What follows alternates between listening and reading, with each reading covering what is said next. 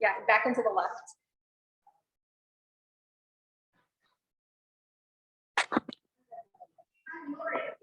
I see you on Facebook. Oh, but you must be online for a second. Yeah, no. So we'll never cross that. Except from here. Hello. Next time about the way I will use myself much more extensively. Yeah. But if you guys have questions you want to talk about beforehand, I'm going to have to chat. I like the list that you had, like, in Brittany's list, there was like, these are some of the topics. We're going to come up with anything else. Yeah. I think that was. Yeah.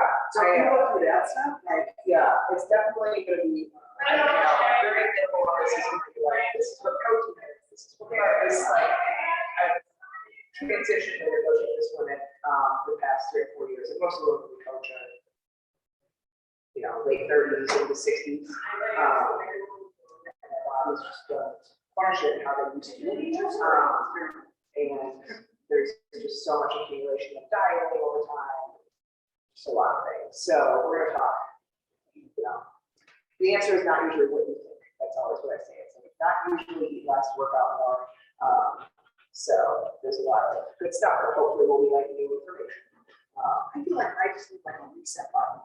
Like I've done weight watchers. I've done like this weight loss program at my doctor's office. I've done so many things that now that I don't think that those are the right things, I don't know how to eat. Yeah, and it creates such like a messed up mentality about food because all of them have different rules. Yeah.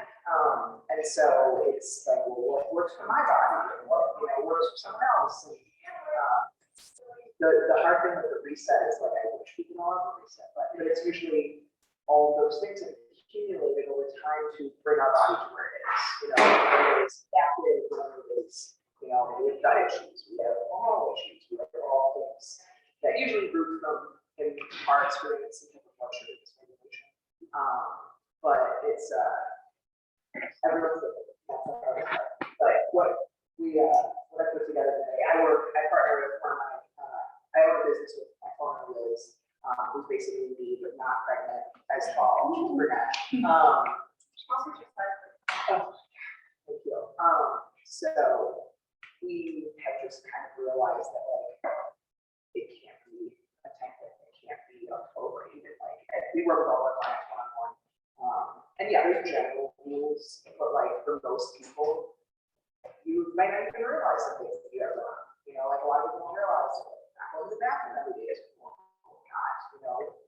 Being bloated isn't normal, all of those things. So yeah, it's I want to say that it's simple in nature, but everyone there's layers.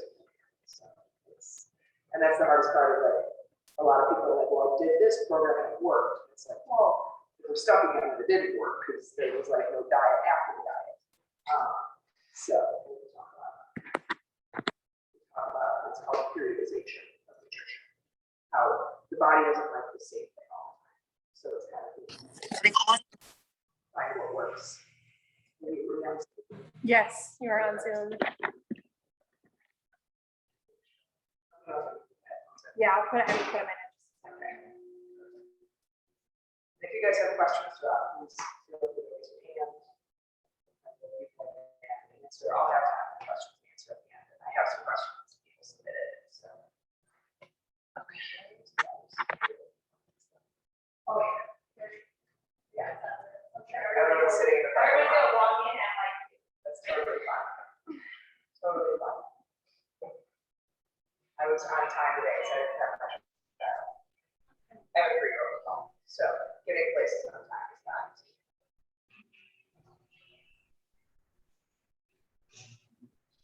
I'm gonna run to the bathroom. It's super fun.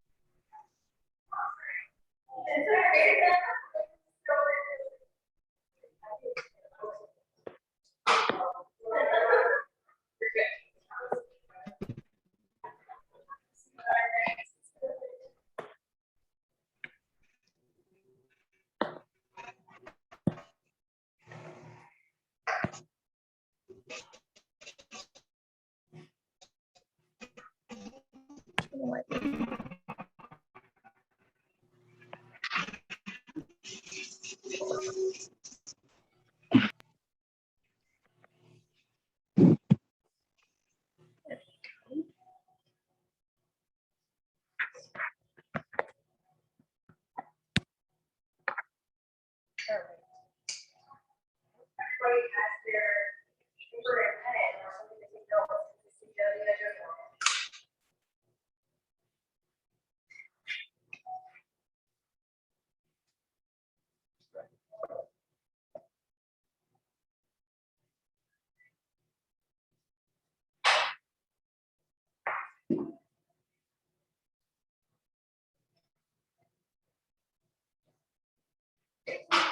It's the normal room.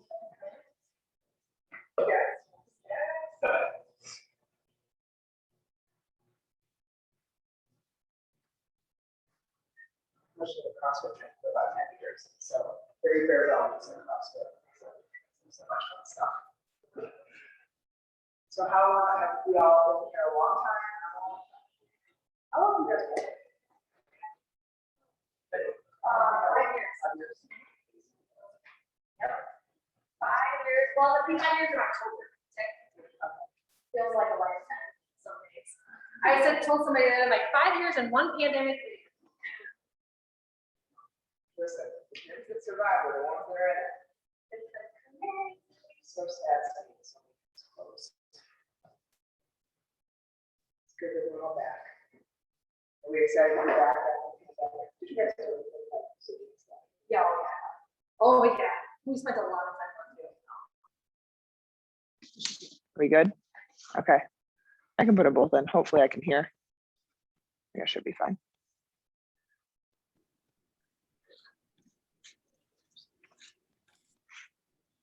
I feel like the pandemic actually helped our business evolve into, because like everything turned into Zoom and people were working from home so they could take Zoom calls.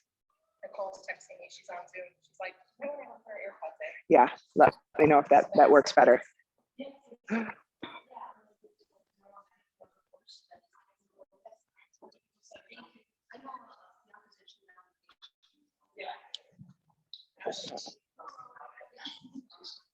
Perfect. My ladies enjoy. Awesome. I'm glad. I know that's always hard. We always did Facebook Lives, but you could never hear. Zoom is much smarter.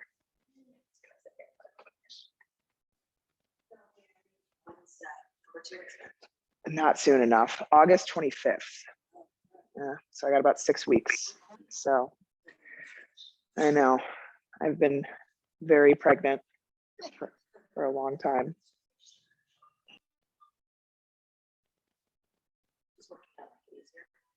I will say yes. My first pregnancy, I didn't feel pregnant at all until 37 weeks.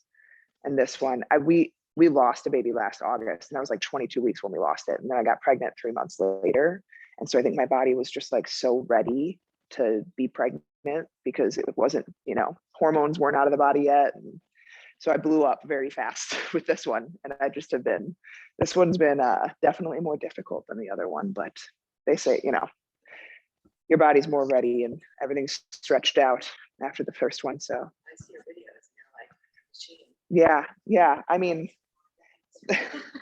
working out is the only time I feel not that pregnant. Every other time of the day, it's chasing my toddler's the worst because he never stops. So I think I already have 9,000 steps a day for my kid. Good.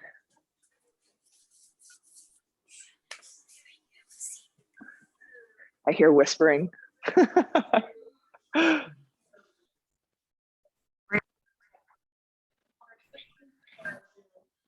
Perfect. Totally fine. The first slide's just a little bit about my story, so nothing that people need to hear, but helpful.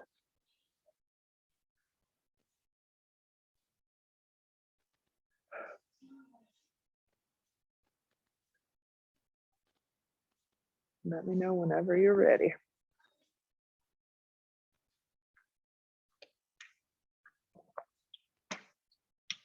My sister actually just had a baby 2 days ago. So this is we both are having our second kids weeks apart. I know. No, it's fun.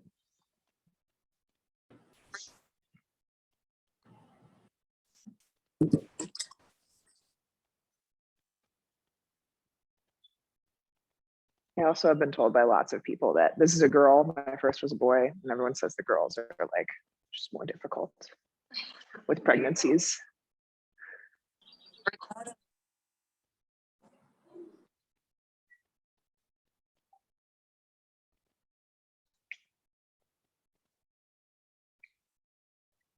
Good.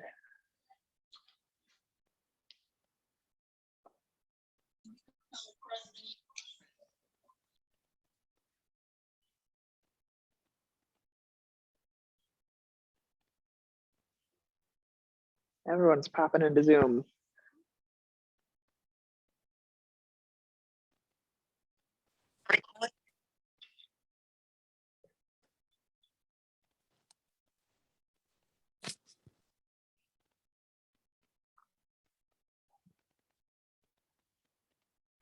But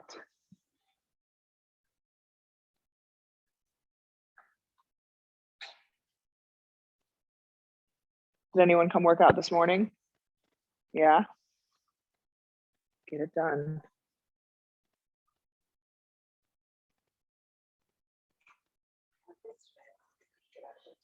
What was the workout this?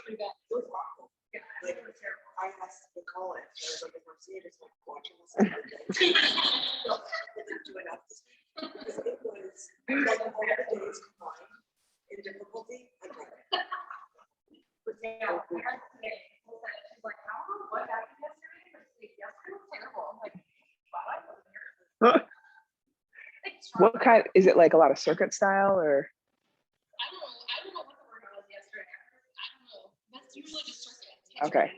Okay. We were like 3 12-minute circuits, but like, But it was 12 minutes straight through, wasn't it? yeah, straight through, no way. And like ridiculous. Like, I mean, it was D1, so it was all body. it was all cardio. Hmm. Oh, yeah. Yep, he was on body. Today was on cardio. The round felt like cardio.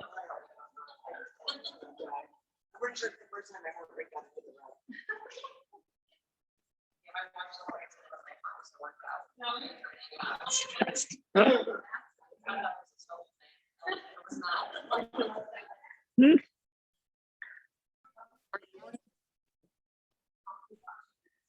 We're good. I can also, so I'm totally fine with this. I don't really know when I'm going to be done talking on each. Yeah, not a problem. Hopefully everyone can see. I'll try and stay out of the way. So I am Becca. I co-own FitMom Lifestyle, which is a women's health coaching. I'm a holistic health coach, nutritional coach. So I work with my co-owner, Liz, and we work one-on-one with all of our clients. I don't want to say just around nutrition. A lot of it obviously is around nutrition, but it's around overall physical health, mental health, hormonal health, all the things that women run into that men do not. So we're going to talk about that on the next slide. So I am also, I've been a trainer for 10 years. I had just left the gym that I was training at a couple of years ago after I had our first, and kind of around when COVID hit, and we moved out to Elgin. And so I used to be in Franklin Park at that gym. So I coached CrossFit for 10 years, and I also competed in CrossFit for about 3 years, which is about where my health deteriorated, I would say. So the reason that I got into nutrition coaching is because I was overweight most of my life. I wasn't really happy. I was athletic. I played 2 sports in college, but I just could never figure out, like, why don't I look like I play sports? Why don't I look like all the other people on the team? And so afterwards, I found CrossFit after graduating from college, and got into the nutrition portion of it. Found out about, paleo and macros and all these things, and kind of on my own and with the help of some coaches, lost a lot of weight. I lost about 45, 50 pounds. And competing in CrossFit, although was amazing and I loved every second of it, was also a ton on the body. I was training 2 to 3 hours a day. I was definitely not eating enough now that I look back on it.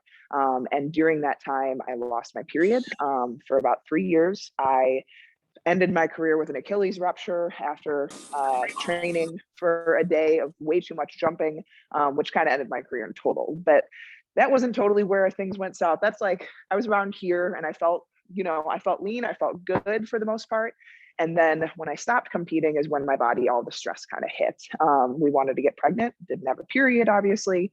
So had to go through the hormonal storm of IVF with our first, which was really tough on the body and mentally, going from a place where was very lean. I was about 10% body fat at that time, which is not healthy, but it was where I was at after competing, and having to gain weight purposefully to be able to carry a child and be healthy again, because our period is what we kind of call our health card for females. It needs to be there. It should be healthy. It should be normal. We shouldn't have crazy symptoms. And so that was kind of the beginning of it. And then had my kid, wanted to bounce back, right? Wanted to feel good again. So dieted, got back into training, or tried to get back into training, ended up with a ton of injuries, wasn't sleeping, was constipated. I got some testing done.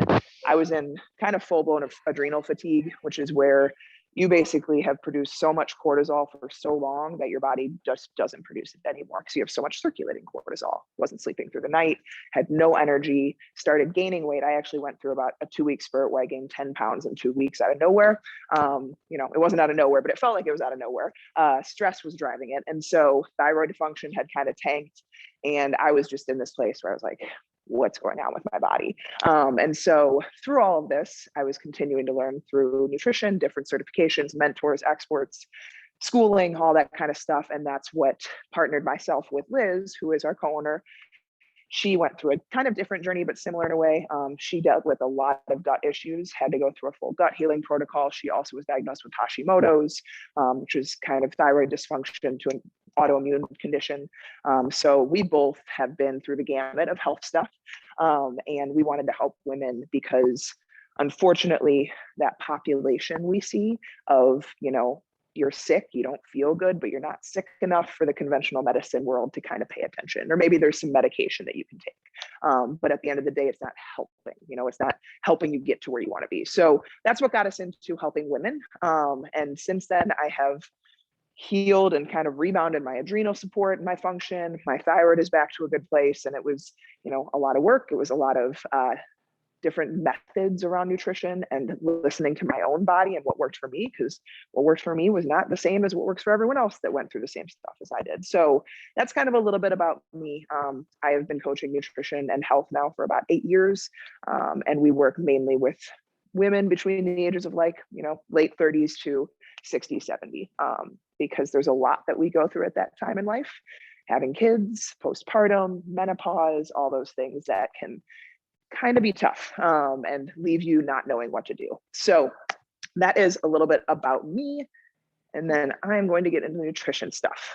So first slide that I want to go through is females are not small males. We are not the same as men. We are very different than men. And so what works for men does not work for women. And that's why I love that you guys are at an all women's gym. I am not like no men, but we tend to have, trainers are men and they tell us, eat this 1,200 calorie diet, work out more, just try harder, when that doesn't necessarily always work for women. And so our metabolism is basically a stress barometer. So I don't know if anyone's ever heard of the HPA axis. It's kind of like a buzzword, but this is basically your stress system. So you have your hypothalamus and your pituitary gland, and they have 3 different axes. So the adrenal axis is the HPA one, that's your stress system. We also have the gonadal one, which is kind of our reproductive system. But the main one that I want to kind of talk about is the HPA axis. So this is how our body perceives stress. And this kind of controls our metabolism. And the hard thing about today is that I feel like stress is like a badge of honor, and this kind of acts, the HPA axis acts like an antenna. And I think of the antenna being like Wi-Fi at the Super Bowl, and everything coming into your body, temperatures, your mood, what food you're eating, all these things are affecting how our body is perceiving stress. And so when we run into this, if we are chronically stressed, if we have anxiety, if we have depression, if we have a lot of mood disorders or things where we can't feel like we can calm down, like if taking a day off is hard for you, or if you find that there's a lot of anxiety around things like, your boss emails you and says, hey, we got to talk. And immediately you think, when you get fired and you go through this cycle or this vicious downward spiral, like if those are the types of things that you feel like you're chronically dealing with, it's likely that your system is pretty stressed. And the body should be able to handle stress, acute stress, like a workout, or, like you almost get hit by a car and your body goes into fight or flight mode. But the problem is that today we have chronic stress. It's always there. The stress of being a mom, the stress of work, the stress of our relationships, whatever it is. And that is where a lot of us underestimate the impact that this can have over time. So men, their stress response is much more blunt. Females is much more sensitive. And so we have to manage stress a little bit better. Like, I don't know about you guys, I'm married, my husband, the things that bother me, he doesn't even notice. And so we have to be able to cater a little bit differently. That's the first way that we're different from men. The second way, exercise more, eat less, doesn't work. This is a graph that I think depicts this perfectly, and I'll explain it well for those of you that can't see it on Zoom. A lot of people, and this is the one thing that I will say, I wear an Oura ring, I've had an Apple Watch, I love them. The one thing that I don't love about them is that they kind of make people misbelieve how many calories you end up burning in a day. So with this is depicting running, just, exercise 4 times a week, okay? So these are the number of minutes going this way, all right? Going this way is your daily energy expenditure. So that's how many calories you burn in a day. I'll talk a little bit about that later, but basically total number of calories you burn in a day. So you would think the more you are exercising, the more you are moving, the more calories you burn, right? What actually happens, that's the observed line, your body will start to compensate. Your body will start to actually slow down function of other systems. We usually see this most with reproductive, hence why I lost my period. We see it a lot with digestion, why people get constipated or they don't digest, they end up with gut issues, IBS, stuff like that. Your body is basically taking calories from other systems, slowing down other systems to account for this extra calorie burn that you're trying to create. So you think you might be burning 3,000 calories a day, whatever it might be, but your body's actually pulling your metabolism down to protect you. We think like, why are you making it so hard for me to lose weight? But your body's like, I'm trying to protect you. I'm trying to keep you in a place where you can still procreate and you can have enough body fat to survive. That's our 2 things that our body wants us to do. So really eye-opening for a lot of people, because a lot of people think like, my Apple Watch showed me that I burned 1,000 calories today, and on top of my basal metabolic rate, I'm burning 3,000 calories. I can go, and then we get hungry or we eat less to try and create this bigger gap, but it just ends up kind of backfiring on the body. So that is much more often seen with women than men, because women's reproductive systems, our overall systems, are much more sensitive to this. The other thing is that we have monthly cycles, or we should, or at some point in your life you should have. And now, if we're past menopause, in menopause, it might be a little bit different. But we see this as like a burden, right? Like, why do I have to get my period every month? Why do I have to deal with bloating? Why do I have to deal with cramps? Our cycles are like a report card of health. We should be able to get them consistently. They range for sure. A lot of people say normal is 28 to 32 days, but there's only like 10% of the female population that actually falls within that. It's normal to have like a 25 to even 40-day cycle as long as it's consistent.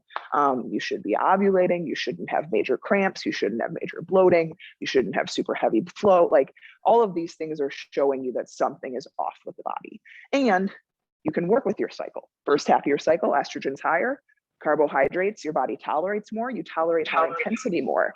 Second half of your cycle, usually you're like, I don't want to do anything, right? I just want to sit on the couch, just want to Netflix, I want to eat chocolate. It's because progesterone's higher. Progesterone helps you sleep, it helps calm. I think of them as like sisters. Estrogen's like the crazy sister that wants to go out and party. Progesterone's the other sister that's like, chill out. I need you to chill out, sit down, estrogen, we got to calm down. So the reason being, pregnancy, progesterone's high, protects the baby, makes you calm down. So that is what we need to work with, not against. So I tell people, like, if you're feeling low leading into your cycle, take an extra day off, do some yoga, do some stretching at home. Then when that cycle starts again, get back into when you feel like you can push. And then the last thing is periodization of nutrition, and exercise is also a must. We talk a lot about periodization. I'm going to get into it a little bit more, but basically the concept of doing the same thing over and over again doesn't work. Your body needs different things, especially through different phases of life.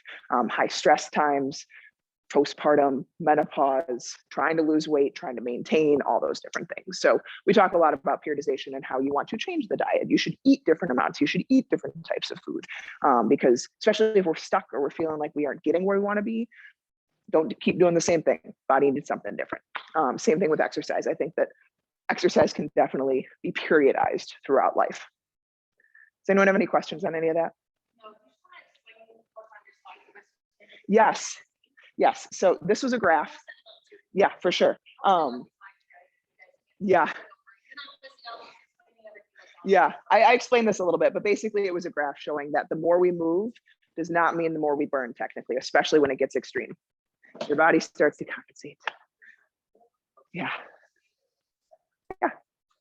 Okay, so metabolic adaptation. I always like to ask, like, has anyone ever spoken the words, my metabolism is broken? Or like thought like my metabolism just is slow. It doesn't work. It doesn't work like everyone else's. This is kind of the concept of metabolic adaptation. The good news, you cannot break your metabolism. You can definitely slow it down. You can adapt it, but the good news is that it can be readapted. It can be rebounded, I call. Depends on the person, depends on the situation, but this is the reason we cannot diet forever. Like I know so many people done a ton of programs, I've been trying to lose weight for years, decades, and I've been eating, 1,200 calories, 1,400 calories or less for so long, and it's just not working. Probably adapted. Your body has probably adapted to that low level of intake. Like I just talked about on that last slide, your body is going to bring energy levels down to compensate, because otherwise we just die. Like we wouldn't have enough body fat, we wouldn't have enough weight on the body. And so it would work in theory, but it doesn't work. So why doesn't it work? Because of metabolic adaptation. So this kind of what's going on within the body when we undereat for too long. Usually the people that you see, I always talk about like the people that you see with these crazy transformation photos, they went on keto or they cut their calories and they lost 30 pounds, right? I always say those are usually perfect situations. Although they maybe thought they were under eating or they thought they might've been dieting, they were probably not. They were probably coming from a place where their body was relatively nourished, or they had never dieted before. And so they saw great results because it was the first time that stimulus happened to the body.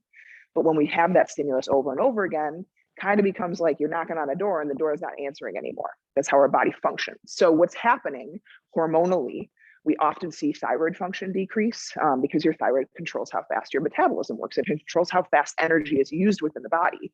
So if you're not giving the body very much energy, your body's going to put protective mechanisms into place, slow down your thyroid. And we see this mostly with T3. T3 is your active form of thyroid. You have a lot less of it. T4 is your other form. T4 turns into T3. Satiety goes down and hunger goes up. I don't know about you guys, and like this is something that's different for everyone. You can sometimes lose your hunger cues too. Like when you don't eat consistently or you undereat for a long period of time, people are like, well, I'm just not hungry. Like, does anyone not eat breakfast? Like, I'm just not hungry in the morning, right? It's typically an adaptation of the body. Your body just isn't going to send hormones anymore if you never answer them. If you're never eating when your body's telling you it's hungry, it's going to stop telling you it's hungry, and it adapts. So satiety tends to go down too. If you've ever been on a restrictive diet, that like cookie or burger just tastes so good because your hunger levels change, your hunger hormones change. Testosterone goes down. Testosterone's kind of a weird thing for females. It's like, you want testosterone. You want a lot of it. It helps us build muscle mass. It helps keep fat from storing. It actually impacts a process within the body that allows for more fat storage. So when testosterone is high, it makes it actually harder to gain body fat. We want testosterone to be high, but when we undereat, it drops. Cortisol goes up. Lack of calories to the body. I always say this. Lack of calories to the body is a stress on the body, which is why periodizing nutrition is so important. You cannot diet forever because you are just stressing your body out. And so even if maybe stress in life isn't that great, not getting enough calories to the body is causing stress. So cortisol is high. Insulin sensitivity goes down. This is a big one. And this is something that we're seeing more and more with a lot of our clients. A lot of weight issues, a lot of health issues are blood sugar driven. Your body basically isn't using energy very well. It's not getting energy into the cells aren't nourished. And so we see insulin sensitivity. Your body's ability to use energy goes down. And then even though you're under eating, you're gaining weight or you're not losing it because your body simply cannot use the energy. And then we call it the biggest loser effect. So everyone knows the biggest loser. Show has been on for like 2 decades. Personally, I hate the show, but because of how they go about it, they have done research on Biggest Loser contestants 6-10 years down the line. And what they've found is that the people that they lose substantial amounts of weight on the Biggest Loser. They have found that 6-10 years from then, their hormones are still adapted. Their metabolisms have not bounced back. They have gained all of the weight back. I think it was of 14 people that they did the study on, all but one of the contestants had gained the weight back, if not more. And their metabolisms were functioning at, I think, 40% of what they were prior to the show. Because they did all of that data, but prior to the Biggest Loser, they did all of that testing for those clients. So their hormones were still out of whack, their metabolism was still adapted 6 to 10 years later. So we call it the Biggest Loser effect. So a lot of people are like, well, how do I know? How do I know if my body has been adapted? Biofeedback. SHREDS is like a little acronym that we do. So SHREDS is sleep, hunger, recovery, energy, digestion, and stress management. Okay. So this is basically you evaluating your body. Sleep. Do you sleep through the night? That is one of the biggest things that I ask clients. Like that's one of the number one things I ask clients because it's usually the first thing we work on. If you are not sleeping through the night, it is usually stress related, blood sugar related. We need to be sleeping through the night because if we're not sleeping through the night, losing weight's already an uphill battle. And now you're like wearing a weight vest, pushing a wheelbarrow uphill, trying to lose weight. So sleep is the biggest one. And we say, and I'll talk about this a little bit, 7 to 8 hours of sleep, or at least in bed every night. Okay. Hunger. Do you have normal hunger levels? Do you eat consistently throughout the day? Or is it like some days we eat 5 meals, some days we eat 1 meal? Having that consistency is important as well. Recovery. Are we recovering for the most part? Or are we always sore? Are we always fatigued? Are we always tired? Energy, same thing. Someone posted a question. We're going to talk later about brain fog. Things like just overall can't find my words. I'm forgetting things. I'm tired all the time. So energy is a big one. Digestion. This is probably the number one that I think people don't want to talk about because it's, it's poop. Like no one wants to talk about poop, but digestion is a huge report card for our health. Like, are you going to the bathroom at least once a day? Is it formed? Is it loose? Is it diarrhea? Are we constipated? Do we go multiple days without going to the bathroom? Do we have to run to the bathroom after eating? Like all of those things matter. I usually tell people you should be going to the bathroom once a day, if not maybe up to after every meal. And it should be mostly formed, not hard to pass. You shouldn't be straining to go to the bathroom. So if that is something that you struggle with, that's usually what I tell people. Like if we have an unhealthy gut, it's gonna be really hard to lose weight. That usually needs to be addressed. I always say sleep and gut health are like the 2 biggest things that have to be addressed before weight loss. And then if you're not losing weight, still eating low calorie, that's pretty much an indicator that like the body has adapted at that place. It needs a break from the diet, even if you're not where you want to be yet. And I think that's the hardest thing for a lot of people to grasp is like, well, I still have a weight I want to lose. It's fine. Just got to take a break. It's not that you're going to gain the weight back. We just have to give your body a break from this calorie deficit. Okay. So this is just basically an image of what I just explained. It is over time, calories in, this calorie intake outweighs, exceeds the calorie deficit. So like we're in a calorie deficit because of the things I'm going to talk about in the next slide. This is a little bit confusing. So it just indicates what I just talked about. This is what it was indicating in terms of your basal metabolic rate, our total daily energy expenditure, what I talked about on the last slide. So basal metabolic rate and daily energy expenditure. You guys have the InBody, which is awesome. It's a much better gauge of your total daily energy expenditure versus just like an online calculator, because that's going to measure muscle mass. Muscle is denser. It doesn't weigh more than fat. It's just denser, takes up less space. So a lot of times people, like for example, prior to my pregnancy at, my height, normal weight, I was 170 pounds. But I'm, 15 to 20% body fat. Muscle just is denser. People don't think that, my structure or my physique was 170 pounds, but a lot of times we don't take into account muscle. So basal metabolic rate is what that will test. That is how many calories your body burns in a day at rest. So if you were to just sit on the couch all day, how many calories you're burning, okay? And the reason that this is important is because this is taking into account what your body needs to survive. Your brain function, your organ function, your liver, your kidneys, your muscle, all of those things. So our basal metabolic rate, average for females is around 1,300 calories. Like I said, muscle is about 250 of those calories. Muscle takes up a lot more energy than fat does. Fat still burns a little bit of energy depending on the type of fat you have. There's different types of fat. There's brown fat, white fat, gray fat. There's like all different kinds, and they all do different things. But depending on the type of fat you have, fat burns around 70 calories, muscle burns around 250. The organs take about 800 calories, and then residual, just like other things within the body, processes, stuff like that, take about 250. So our basal metabolic rate in our total daily energy for most people is about 60% of the calories you burn in a day. Okay. So doing absolutely nothing, everyone in here probably needs at least 1,200 to 1,300 calories a day. Literally, if you sat on a bed all day long for your body to survive. Okay. On top of that, we have non-exercise activity thermogenesis. This is what we call NEAT. These are steps: movement, fidgeting, blinking, stuff like that. I actually was listening to a research study the other day, talked about fidgeters burn up to 800 to 2,000 more calories a day just from movement, just from fidgeting. I'm not a fidgeter, my husband is, but non-exercise activity, a lot of people strive for 10,000 steps a day, right? On average, burns around 500 to 800 calories a day if you're getting that much movement, okay? Thermic effect of food. This is basically when you consume food, your body burns calories breaking it down. Protein's the highest. Protein is by far the highest. I think it's like 20 to 30% of calories from protein get burned within the process of breaking it down. Carbs are basically nothing. Fats are like 5% of the calories gets burned breaking it down. So about 200 calories a day, and then exercise. In my opinion, in our research and what I've seen, resistance training, high intensity interval training is the best. Steady state cardio, not very helpful, usually going to cause more adaptation than not. And the biggest thing that I see with women as they age, loss of muscle mass and just becoming more sedentary. Those are like the biggest things that cause weight gain to happen when we feel like we're not doing anything different. So keeping up exercise, keeping up muscle maintenance or muscle building is huge for maintaining a healthy weight throughout time. Yeah, so steady state cardio I think of as like elliptical or treadmill, going on a run.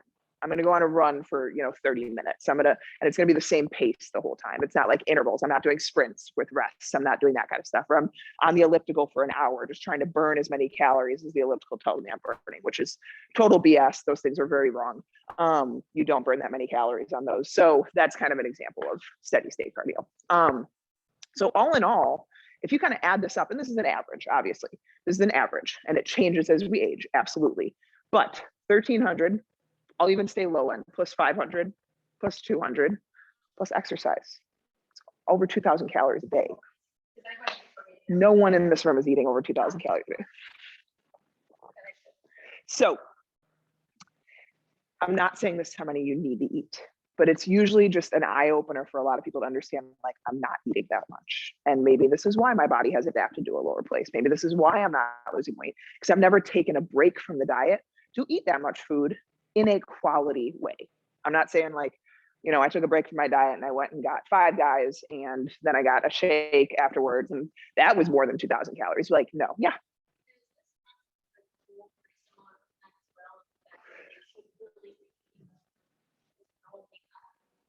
So men are difficult. Men's bodies are much more resilient.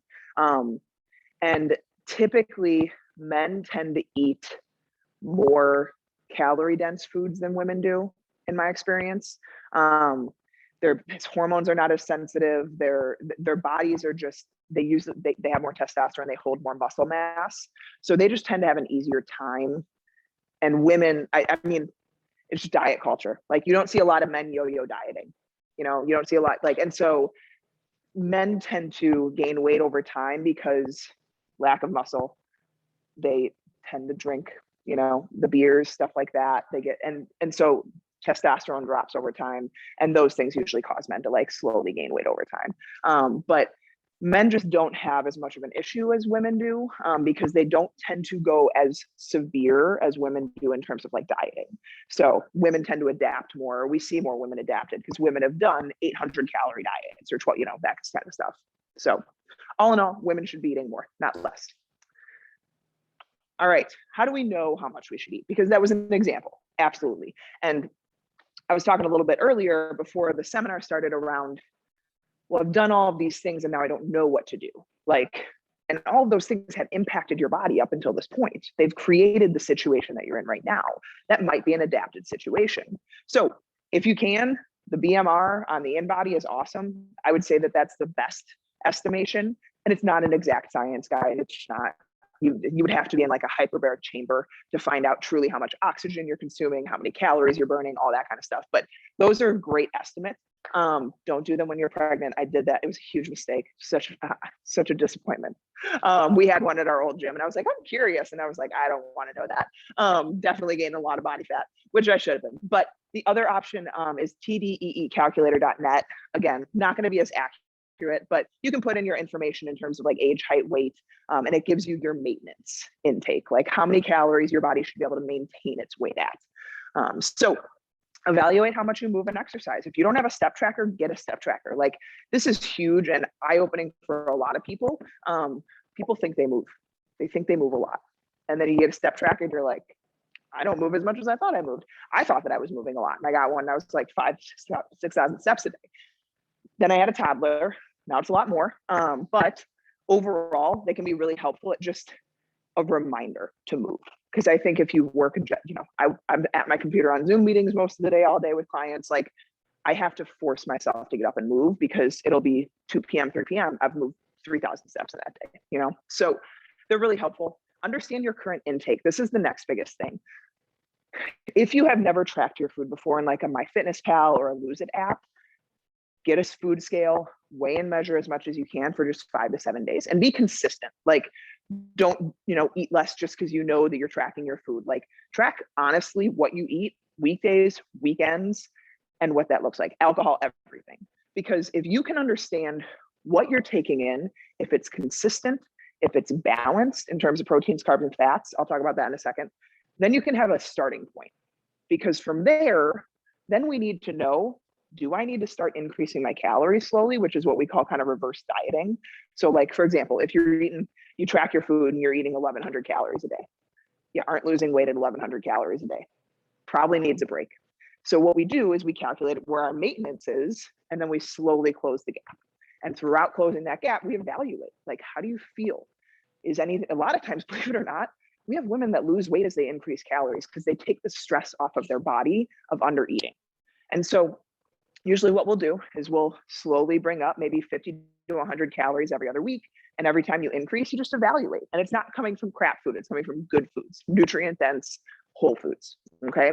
So then sometimes just holding consistently at a higher level is helpful for people too, just to bring calories up at a good place and just kind of hold there. And people are surprised when you eat whole foods, like how hard it is to eat that much too. But that's usually how we determine daily needs.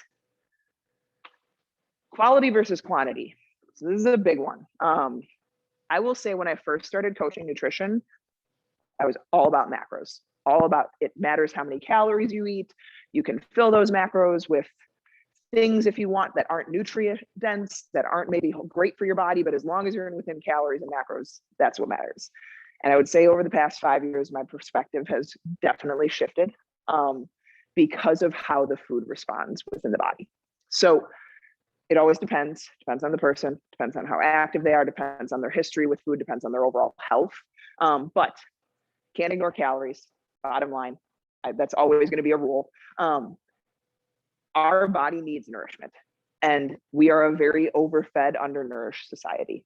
The food industry is not our friend. Like FDA, government has not helped us in any way, shape, or form. All food is addictive.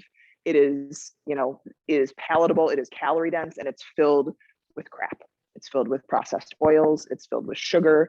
Like if you look at like frozen dinner meals, like lean cuisines, they have added sugar in them. Why should my dinner have added sugar in it? Like there are things that we just don't see. So nutrient dense food means lower inflammation.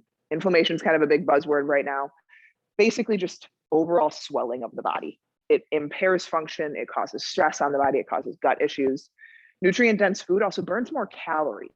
So the perfect example is there's a research study that was done that showed a grilled cheese that was made of white bread and Kraft singles, which actually isn't technically cheese. That's why they can't call it Kraft cheese, it's Kraft singles.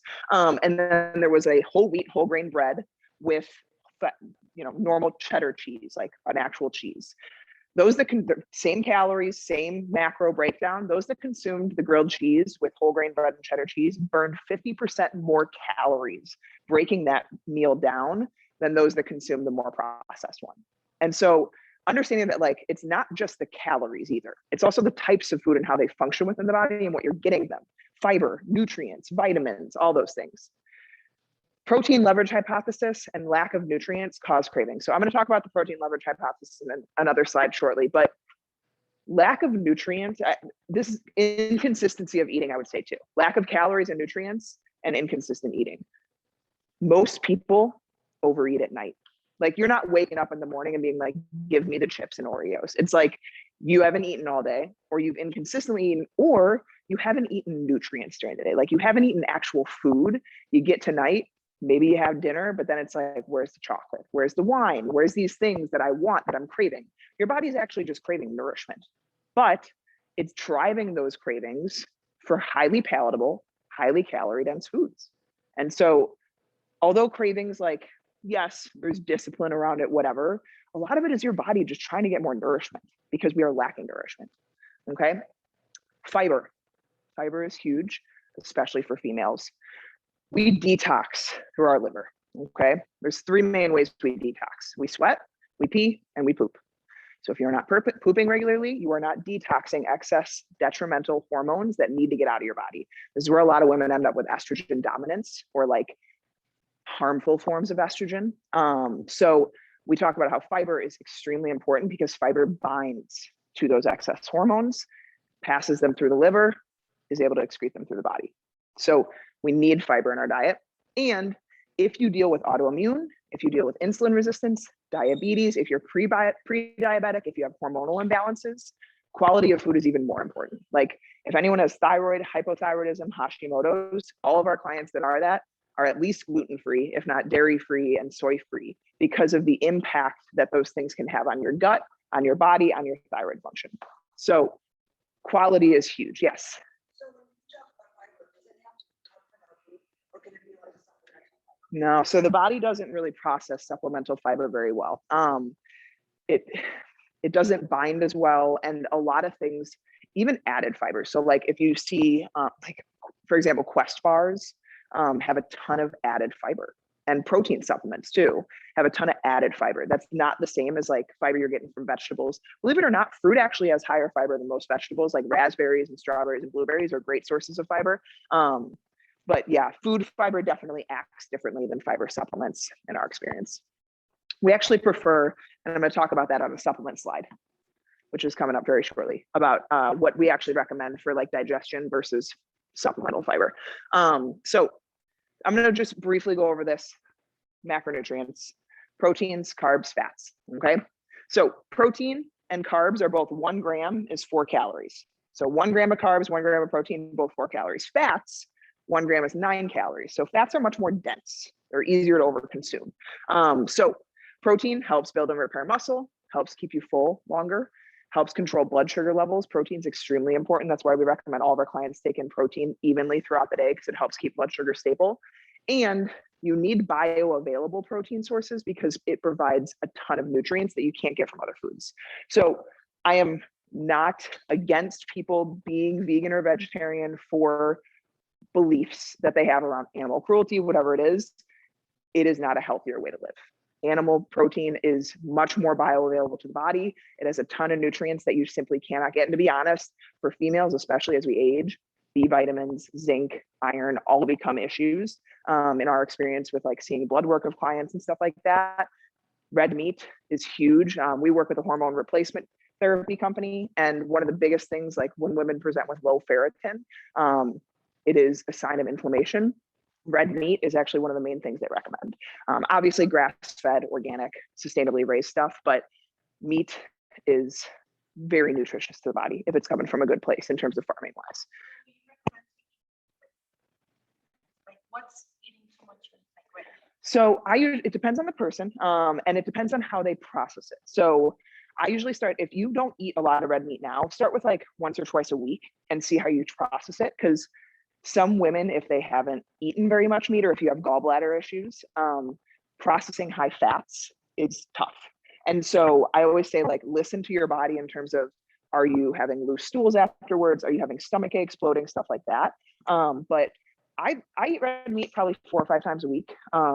Some people eat it more. It all depends on the person. I don't know if there's really like an upper threshold, as long as you are balancing the saturated fats out with like other monounsaturated fats and healthy forms of fat. Saturated fat is not bad by any means, but obviously if you're eating a ton of red meat, calories are getting a little bit higher, fat content's getting a little bit higher. So I usually try to balance it with fish, seafood, and chicken and pork. No, I do pork. Yeah. We say all kinds: pork, seafood, fish, all of that. No. I'm just saying, like, pork. I don't know if I would consider pork red meat. That's a good question. Not necessarily. Usually red meat comes mainly from cows. Yeah. But we do pork. We recommend pork to all of our clients too as an option. So fats are 1 gram, 9 calories. Okay. Fats literally create hormones. This is why they are so important for women, especially. Women are also better fat burners than they are carb burners.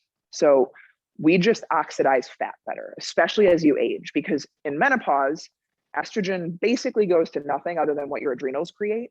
And estrogen helps process carbohydrates. So without estrogen, this is why a lot of women that go through menopause gain belly weight and they end up with type 2 diabetes or pre-diabetic because of how they gain the weight. So we actually recommend a little bit higher fat, more moderate carb for most women, especially as you get older, because of the hormone thing, because it literally is the building blocks of your hormones. And so if you're on a low fat diet, we see a lot of times mood disorders, anxiety, depression, because people aren't getting enough resources for their body to actually create proper levels of hormones. Okay. You also need it for vitamin absorption. You literally cannot absorb like vitamin D, vitamin A, vitamin K without fats in your diet. And if you are taking vitamin D or fish, like any of those, you want to be taking them with a meal that has fats in it. And then it supplies fatty acids to our body, which our body cannot create. There's certain fatty acids that the body literally cannot create. So omega-3s are the biggest one. And then carbs. Carbs are the main fuel source for your body. Your body wants to use carbs. And especially with high intensity exercise, I recommend for women, surround your workout with carbs. So pre-workout, something easy to digest. I usually do like a piece of toast and peanut butter or half an apple or something like that. Post-workout, I'll get a little bit more into on the next slide, but getting in a protein and a carbohydrate source, because it's very helpful to drop stress levels. Supports recovery, insulin response, and glycogen stores. So this is where carbs are very helpful post-workout. After workout, your cortisol is up, your stress is up. You cannot burn fat without bringing stress down. Your body will not burn body fat if cortisol is high. And so that is where carbs come into play, because carbs cause insulin to spike. When insulin spikes, cortisol goes down. Okay, as an inverse relationship. So we want carbs post-workout because it brings stress down. Now your body's able to bring those energy into cells and help repair. And then aids in digestion, fiber, and you need it for thyroid function. So when we do go low carb with some of our clients, it's temporary. It is 4 to 6 weeks. I mean, like really low carb. And we don't do it with everyone, but we always make sure it's short term, because long term, very low carb can be really detrimental to thyroid function, hormone function, and just overall energy. All right, getting towards the end. Supplements. So a lot of people are like, well, what vitamins should I take? All these things. Most things you should be getting from whole foods. The hard part, a lot of our foods don't provide a lot of nourishment anymore, just because of farming techniques, how deep they've dug into the soil. Our food just doesn't have nutrients like it used to. So there are some things. I always say, like, when it comes to vitamins, test, don't guess. Get consistent blood work at least once a year. That's like complete blood panel, metabolic panel, all of the things that can show you if there are deficiencies going on. Protein powders. So I talked a little bit about the protein leverage hypothesis. So there is a hypothesis, research has proven this, there's lots of research papers on it. It's really interesting and it makes sense.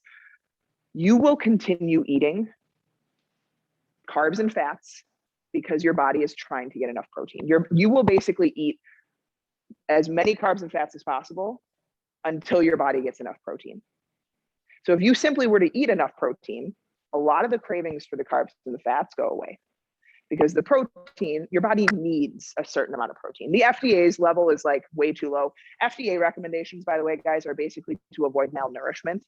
It's to avoid like sickness and illness. It's not optimal. So we always say for women, and this is the protein I wanted to touch on this. Women, if you are weight training, about 0.7 to 0.8 grams per pound of body weight is about how much protein you should be taking in. So for example, if you're 200 pounds, you should be taking in about 140 grams of protein a day minimum, okay? And if you aren't there yet, slowly go there. Do not go there tomorrow. You will get super constipated. You will not feel very good. Slowly, gradually go there. But that's why I love protein powders. All of our clients are either on a protein powder or a protein bar once a day because it's hard. It is hard to eat that much protein in 3 or 4 meals. And so post-workout, those are going to be much easier to digest. A lot of people post-workout don't want to eat food. You don't want to like go and eat a chicken breast in your car. So a tasty protein shake is a lot easier to have, you know, a chocolate shake after a workout. Greens powders are another big thing. I love greens powders because it's basically a pack of antioxidants, vitamins, nutrients. And a lot of people don't eat enough vegetables. Believe it or not, our recommendation for our women for vegetables is 6 to 10 servings a day. So a serving's a half a cup. So it's like, you know, 3 to 5 cups a day. But I'm going to guess most of us aren't getting that. So greens powders do not replace vegetables, but they can help assist. They can help bring some of the benefits that vegetables do not bring. I have Opti greens and Opti reds at home. I have protein powder at home. I love them. They're very helpful, especially when especially pregnant, did not want to eat any vegetables in the beginning. And they help with digestion, believe it or not. A lot of people, they have some fiber in them. A lot of people, it's very helpful to keep them regular. Yeah.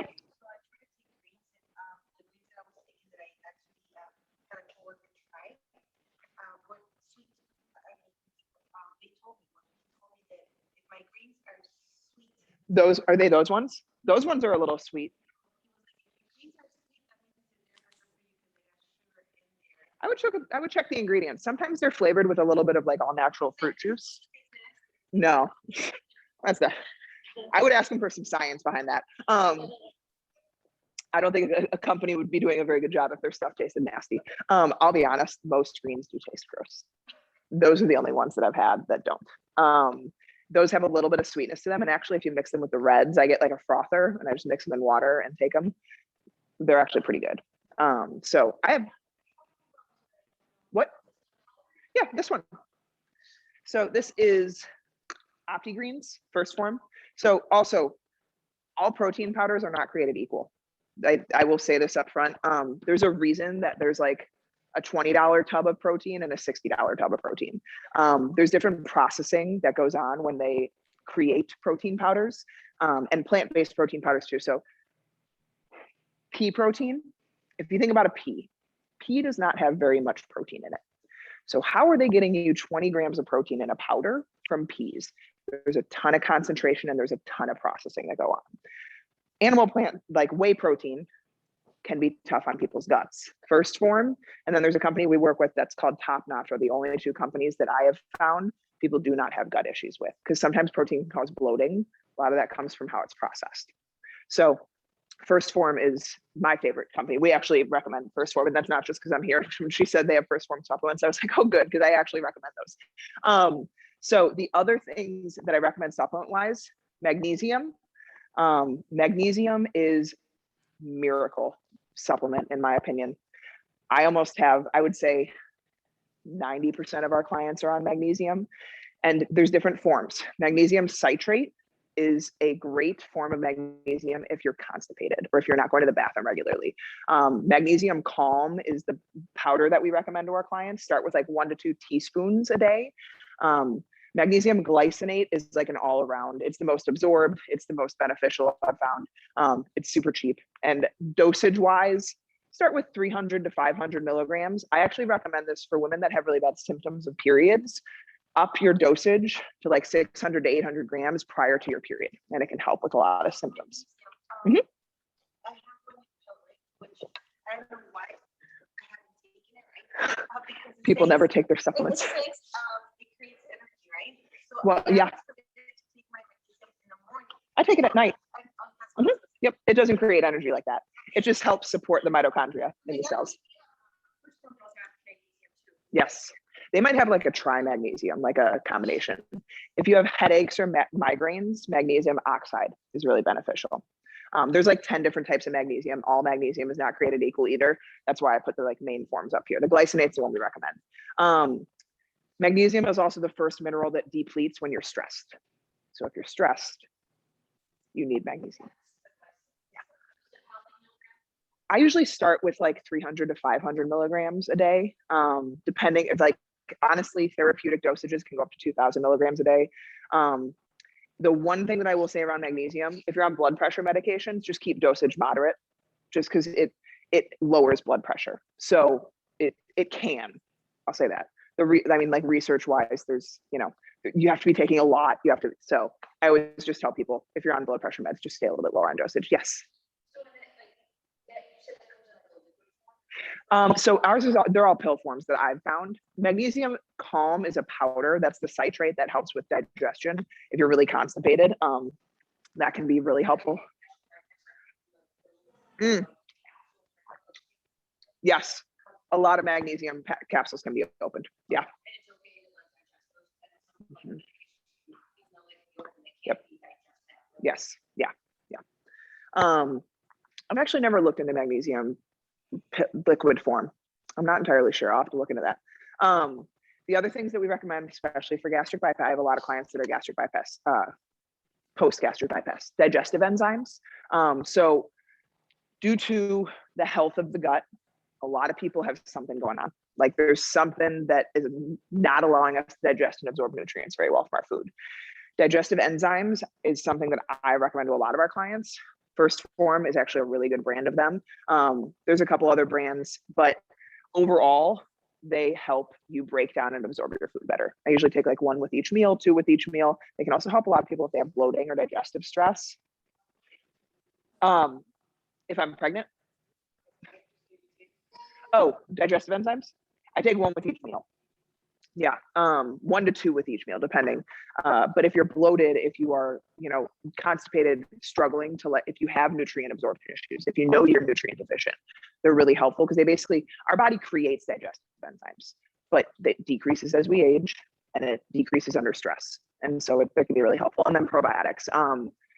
Probiotics are, again, not all are created equal. Like the gummies from Costco are different from a very high quality. If you also have any like gut issues in terms of yeast overgrowth, candida, stuff like that, don't get a yeast-based probiotic. So we recommend Megaspore is our favorite brand. It's soil-based. It tolerates very well with people that have gut issues.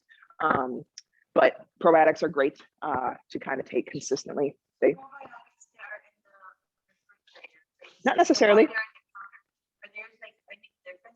No, the refrigerator ones have like live cultures is kind of what the concept is behind that. But the Megaspore one isn't refrigerated and that's a really high quality one. So set an alarm.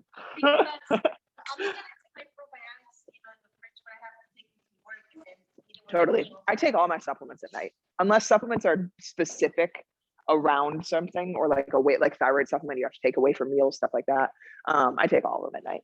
So, and then if you have gut issues, adrenal fatigue, menopause, there are definitely specific supplements for that. I won't dive into that, but those are kind of the biggest ones. Magnesium for sure for all women that we work with. And then potentially digestive enzymes, probiotics, and to help support getting what you need, protein and greens. All right, briefly, limiters, sleep and stress. Minimum 7 to 9 hours in bed a night.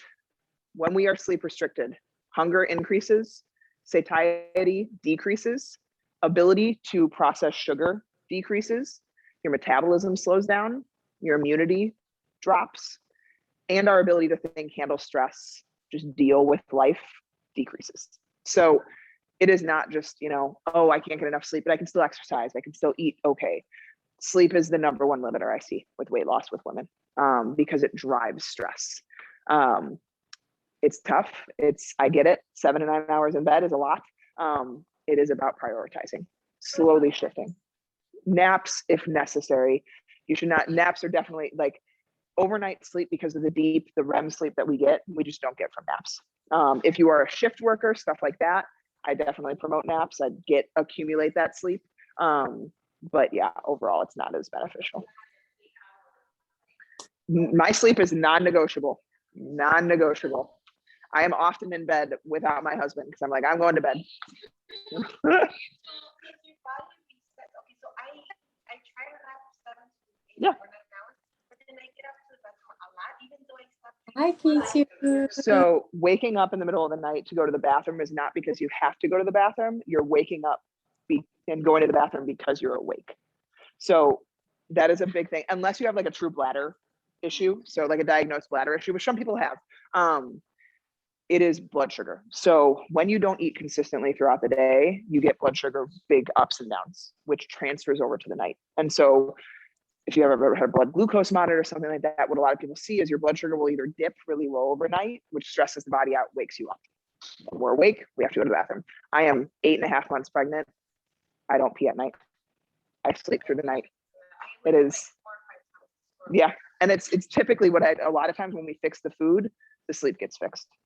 So, and then stress, what can cause stress? Outside events, financial problems, self-inflicted, over-exercising, food intolerances, blood sugar swings, gut issues, inflammation, negative thoughts, us in our head. I'm not good enough. I don't look good enough. I need to lose weight, all of those things. When stress happens, adrenaline and cortisol gets produced. Adrenaline wears off, cortisol lingers. Cortisol circadian rhythm is lost. This is what happened to me. My stress system just wreaked havoc on my body. Everything went wrong, which suppresses immune, reproductive, digestion, all kinds of things. All right. These are the questions I'll go through briefly that I got from people, and then I'll have a quick minute at the end. Menopause, how much needs to be adjusted for belly weight gain? Very common in menopause is the belly weight gain because of the estrogen drops and the progesterone swings. They always say that couples start to look like each other because women will start to gain weight around their midsection and lose their boobs. Men will start to gain boobs because of drop in testosterone. It's actually really funny. But anyways, a lot tends to need to be adjusted depending on the symptoms. Keep weight training involved because it will help so much with the process of maintaining muscle mass. Osteoporosis is a big problem during menopause. So they talk about osteoloading. So osteoloading is things like still jumping to an extent, even if it's like stepping up on a short thing and jumping down, or jump rope, or running in some extent, because it's squatting, loading the bones is really important. So osteoloading, and then resistance training to help maintain muscle mass, which helps keep your metabolism a lot higher. And then the shift in food. A lot of times for women, we need to bring fats up a little bit, carbs down a little bit, just because of how your body's processing it. And yes, there are a lot of supplements through menopause that can be helpful. HRT, like there's no reason to suffer through menopause if you don't have to. So stuff like that potentially, for sure. Yeah.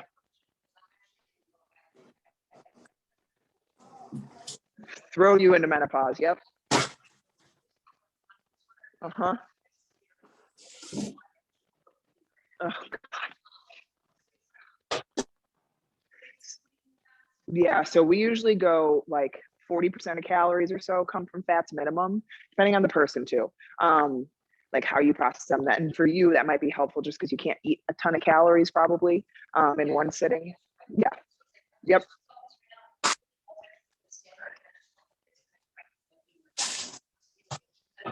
Yeah, so that's probably for me. I'm thinking like more nutrient malnourishment too.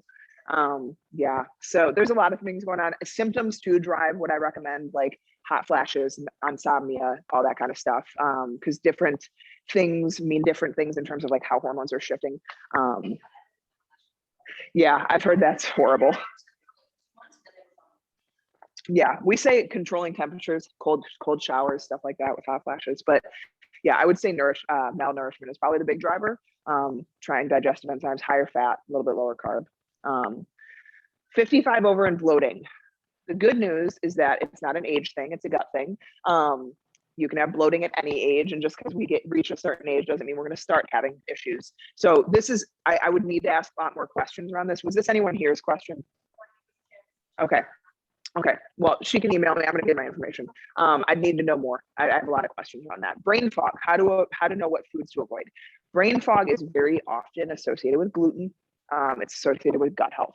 And so I don't think that gluten has to be removed.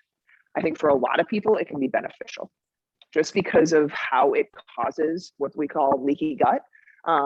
Your gut lining is basically like little pieces like this, and they have tiny little holes in the middle of it. Gluten causes what I call like razor blade, thin, sheer, like rips in that lining. So what should stay in your gut, because from your mouth to your butt is like a tunnel, shouldn't get into your system. What should stay in your gut gets into your bloodstream, toxins, chemicals, stuff like that. That causes inflammation, that causes bloating, that causes digestive issues. And so brain fog is a huge common sign of like gluten intolerance, because it doesn't mean like, it's not like celiacs and healthy people. There's a whole middle range of people that don't tolerate certain foods. So for that, I would say, are you eating enough, and are you eating consistently and balanced, and maybe try removing gluten. And the last one, overtraining. How does it affect results? Kind of just stops your body. Like if we are overtraining, if we are over exercising and we are not eating enough, we talked about that in the beginning a whole lot. This is what happened to me. Your body is basically just like, screw you. I'm not going to drop calories. I'm not going to burn body fat. I'm going to hold right here and hold body fat and maybe gain body fat because the body is so stressed because you are not giving me enough food and you are running me into the ground. Our body can only do so much. So I always say, 5 days a week is what I recommend max. Maybe 6 if like the 6 days like a recovery, like yoga, walk, stuff like that, hike. You should have at least 1 to 2 rest days a week, especially high intensity stuff, so that your body can recover. So awesome. Yeah.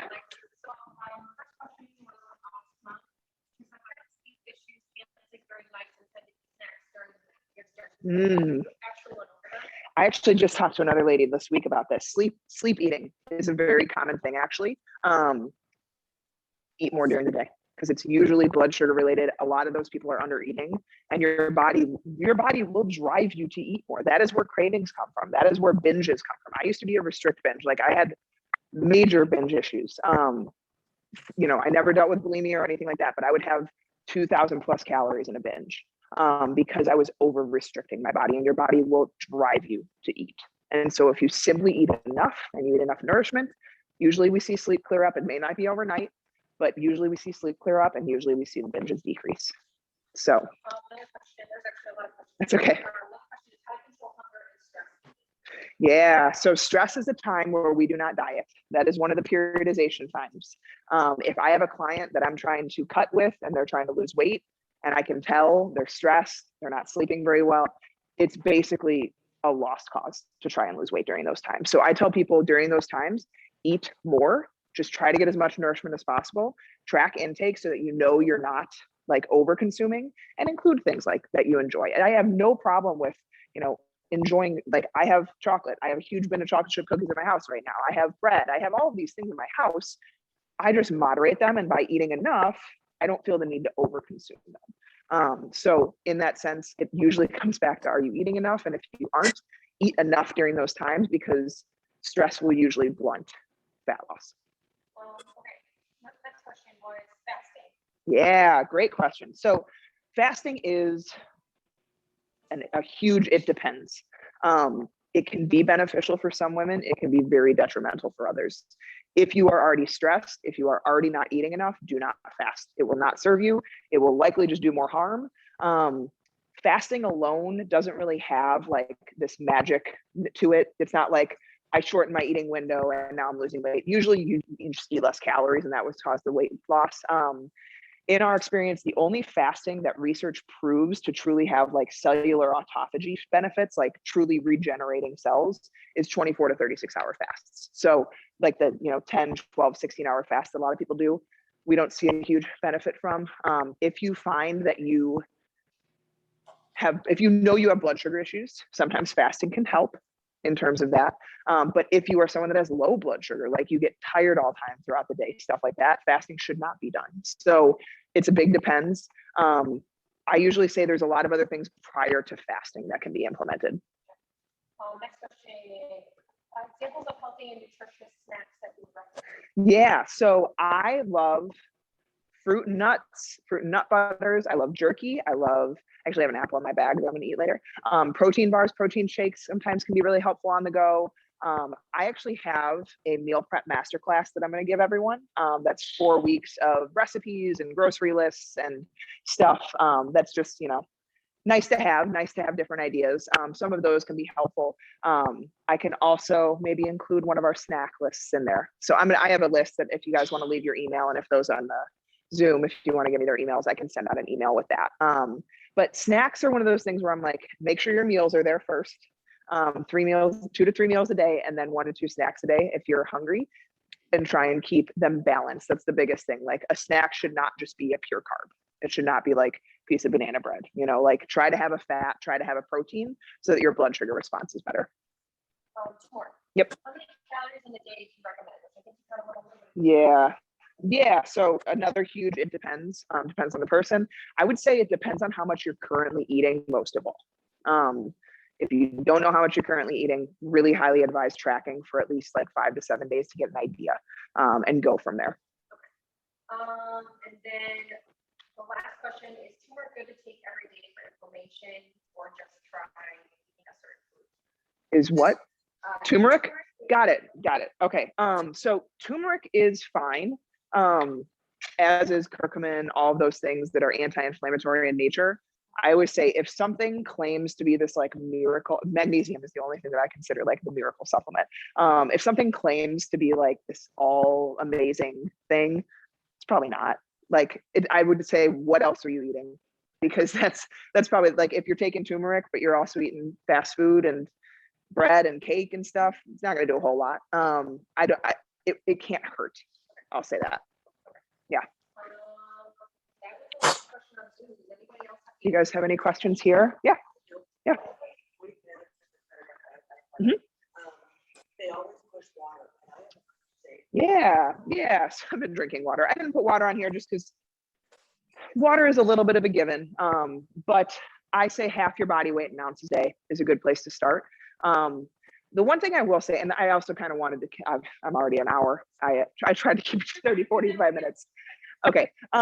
So the big thing that I see a lot of people do is they undereat and they overhydrate too. So hydration can kind of dilute nutrients in the body.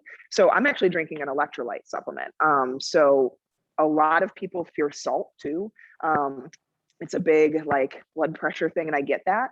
But believe it or not, a bigger issue is not having enough potassium to counterbalance the salt, because high salt is usually only a high salt issue if potassium is not present. And so, yeah, it's gotten in there, BCAAs, I'm sure. So I, not like my favorite, but like Noon tablets, a liquid IV. I do one from a company called Top Notch. That's an electrolyte supplement. And then LMNT is another brand. Like if someone's keto, you need to be on an electrolyte because you're flushing fluids out constantly. So water in general, very helpful, half body weight in ounces minimum. But sometimes people overdo it, believe it or not. And then that just isn't very helpful either. But it's extremely important for digestion, mental acuity, lots of things. If you don't know how much water you're drinking, or if you know that you aren't drinking enough, start there. It can help with digestion. It can help with energy, all that stuff. I have actually one of those, but I don't know if it's a brand. What's the brand? Oh, I've heard of these. Yeah, these aren't bad. No, I've actually seen, I saw those a couple weeks ago. Ultima is what she has. But yeah, I do them. And also like if a lot of people don't like water, which I cannot say, don't understand that, but it can help to have like a flavor. So the one I'm drinking is like lemon lime. It can help to have like a flavor to water. So that's beneficial. Yeah. Yes. So that's a really good question. Apple cider vinegar is very beneficial for people that have low stomach acid. So a lot of people that have heartburn or acid reflux or GERD, it actually is not too much stomach acid, it is too little. And so what is happening is and usually with low stomach acid, you're not breaking down and absorbing foods very well. So a lot of people with low stomach acid also have major like bloating, stuff like that. So apple cider vinegar is a little bit harsher than a lot of people enjoy. If you want to keep it cheap though, we say a tablespoon in 4 to 8 ounces of water prior to each meal can be really helpful. We like licorice root DGL is really helpful. It's more of a, like, it's something we do with our clients a little bit more specifically.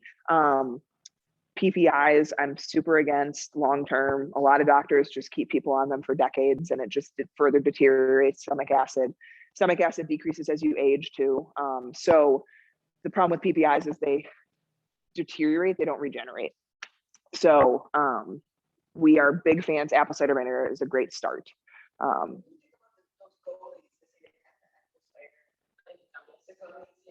Oh yeah, you can start there. They're not going to be as potent and helpful. Yeah. There's a couple questions on Yeah. that. One is, any supplements that help regulate sleep that you recommend? Or it's just- So here's the thing.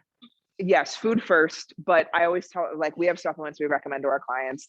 GABA can be really helpful. GABA is like a neurotransmitter that kind of calms. GABA L-theanine combo. Melatonin can be helpful, but I don't recommend melatonin long term. I say like jet lag, sleep issues for like a couple weeks, something like that. Melatonin can be helpful. Best Rest formula is a big one that we really like from Pure Encapsulations. It has a lot of good stuff in it. I would rather someone sleep while working on their sleep than not sleep. And so we do have some of our clients that take sleep supplements. Marcia has used the Master Brain PM from First Form. I haven't seen, I have to look at the ingredients on that one. I haven't seen that one. But usually if it has like a little bit of melatonin, magnesium, It's like that helps her like just calm down. Yep. sometimes it's just your brain going Yes. hours, and that's what her, she likes. Yeah. We do a lot of journaling too for people at night. Like we call it a worry list, like get a piece of paper and everything that's on your mind that you're worrying about, give it 10 minutes and then put it down. Cause that's a lot of times too. Another question, water retention. Yeah. So I don't love like taking in a ton of sugar alcohols and artificial sweeteners. They aren't super detrimental. They're a little bit different. Sugar alcohols and artificial sweeteners are, but I usually say like once a day or so, try to get it from real water. Ice, like unsweetened iced tea too, stuff like that is fine as well. Last question online, any sports drinks that are good, less sugar? You know, I actually have recently saw the Body Armor one, which I don't hate. But yeah, most of them are a lot of sugar, a lot of sodium with not a lot of other benefits in terms of like potassium, calcium. Yeah.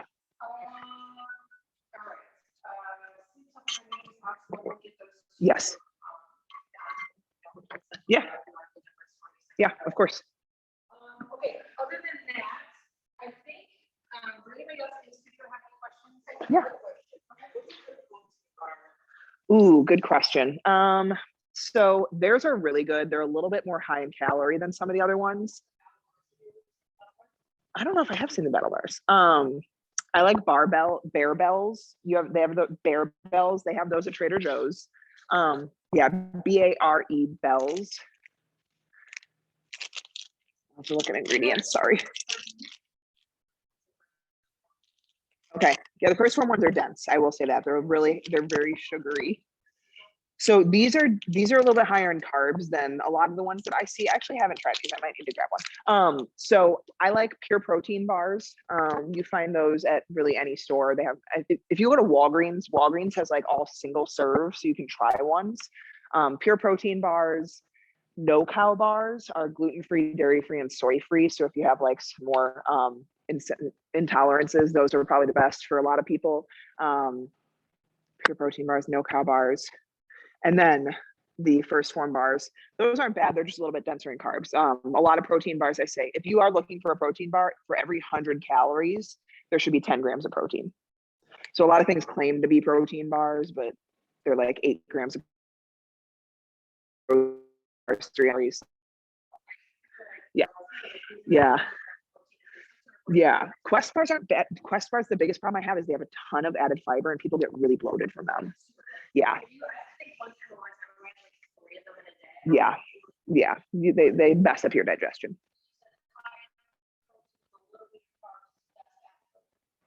No, I would say 1-to-1 ratio.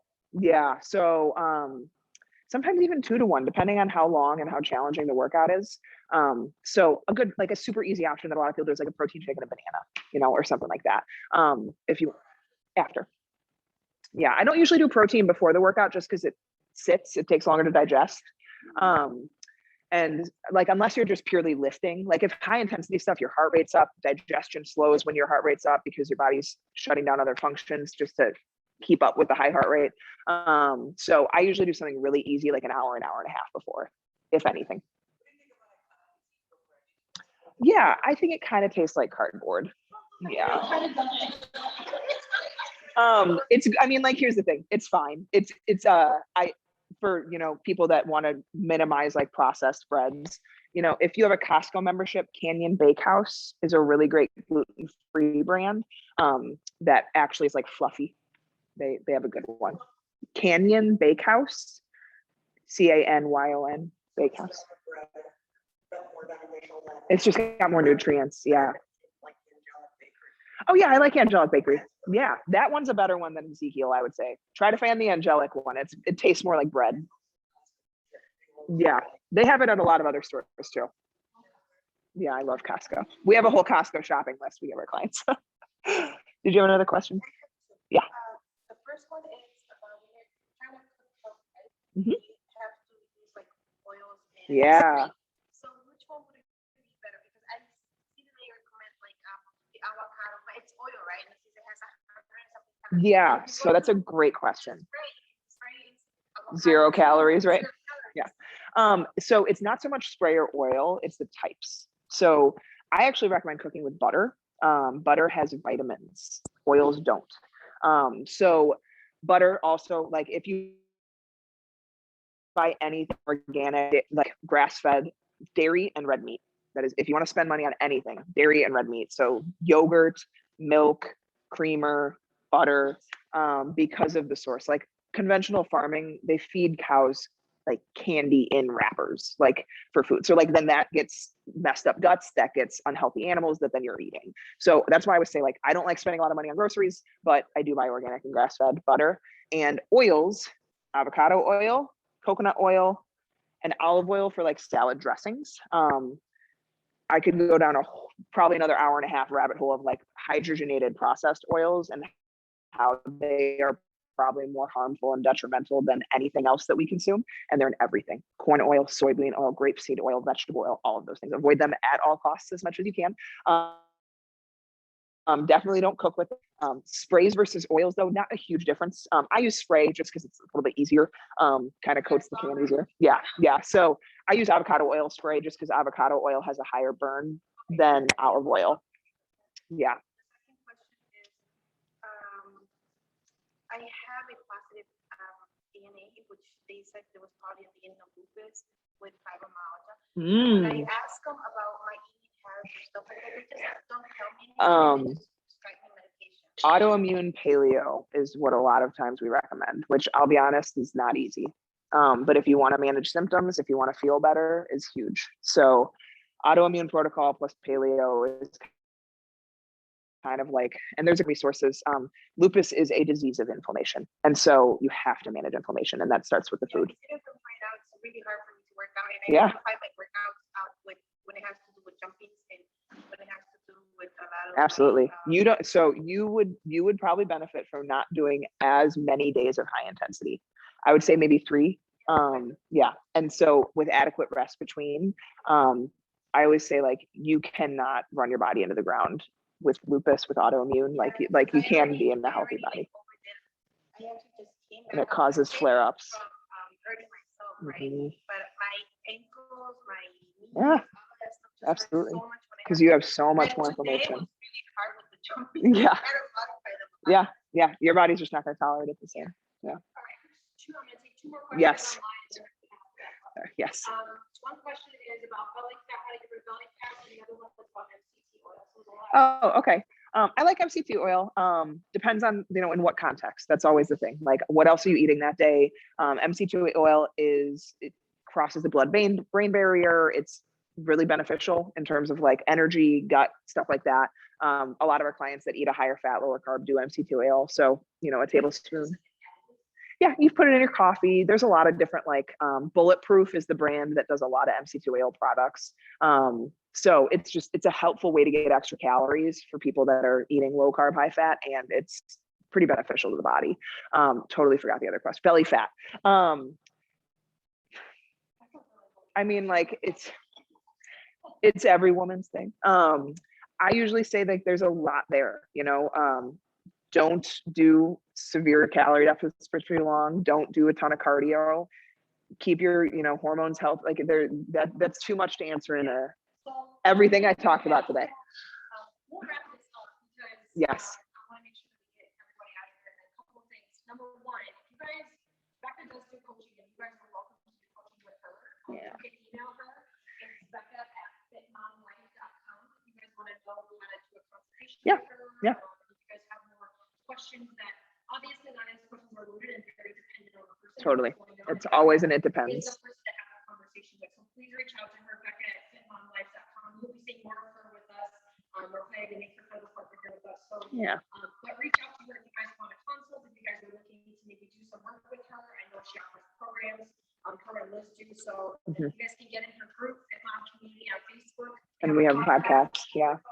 So make sure you guys get in her circle because she's clearly an expert in this field. The last thing, second thing is she'll be giving out her The meal prep masterclass. Yep. masterclass. Yep. So, if you guys, I have a list. I actually printed. If you want to just fill out your email. I know. Not my first rodeo. Ladies, if you're on Zoom, if you guys could just put your email in the chat, it's recording, so it will save it. So go ahead and put your emails down there. And then for those in attendance on Zoom and in studio today, Becca talked a lot about supplements today. And guys, we talk about this all the time, how important supplements are to your guys' workout. One thing is protein. One thing we notice is women don't get enough protein in their day. They just don't. And you need protein throughout your day. So Formula 1 and Level 1 are really great ways to do that. Becca talked about it post-workout with Diana. She did mention that. Level 1 is that snack throughout the day. If you're on the go a lot, put a shaker in your purse, put a scoop of this in there. You can blend it like a smoothie. You can cook with it. Yep. This is a really great option. BCAAs, she talked about the electrolytes in your drinks throughout the day, especially those like water with the potassium. BCAAs. She also talked about the greens and how important it is to get your greens in. If you can't do it throughout the day, you can supplement with your greens, which is a really great way. So today, every order that you guys place today, you'll get 15% off your order. If you order 3 or more products, we'll give you 20% off your order. So you guys can come stop with me and let me know if you guys want to order any of the supplements today. Olivia is placing a supplement order for you on Monday. So if you guys want to order today. First Form's so fast too. They're So fast. They have the best customer service. Yeah, it's awesome. So Formula 1, post-workout, Level 1 is your snack. Your BCAAs is your pre-workout, intra-workout, post-workout. Yep. All day. Brittany, we can't hear what you're saying. They said they can't hear what you're saying. I can hear them. They're in my head. They're in my ears.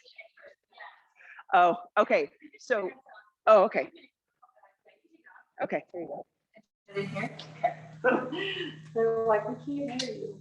You guys, I can stick around for a few minutes if anyone has more questions. Okay, so like I was saying, okay, can you guys hear me now? Can you hear me now? Yes. Yes. All right, I'll stand close so you guys can hear me. Okay, so like I was saying, if you guys want to email Becca, you can email her for consultations, Becca@FitMomLife.com. Drop your emails in the chat if you want the masterclass, because we'll go ahead and make sure we get you guys sent that out. And we were talking about supplements and how Becca talked about supplements a lot today. And today, if you place an order with us today, because Becca's here, we're doing this, we're going to give you 15% off of your order today only. If you order 3 or more products, we'll give you 20% off your entire order. So if you guys want to order, what we'll do is if you're on Zoom, I want you to just text us on our text line, or you can email Stephanie@ladystrongfitness.com. You can email her your order right now, and we'll go ahead and get those placed for you. So our recommendations today would be the First Form Formula 1, Level 1, BCAAs, and the Opti Greens or Opti Reds. Both of them are equally as good. Cool? All right. Awesome. Thank you guys so much. All right, guys. Any other questions for Becca? Can we please give her a round of applause virtually and in studio? She did a fantastic job. Guys, if you want to get a hold of her, make sure you guys email her, Becca@FitMomLife.com. Join her Facebook group, FitMom Community on Facebook. Subscribe to their podcast, The Food Code. Check them out. We're going to be doing a lot of stuff with Becca, and she did a great job today. So thanks, everybody on Zoom. Thanks, everybody in studio. We'll see you guys later. Bye.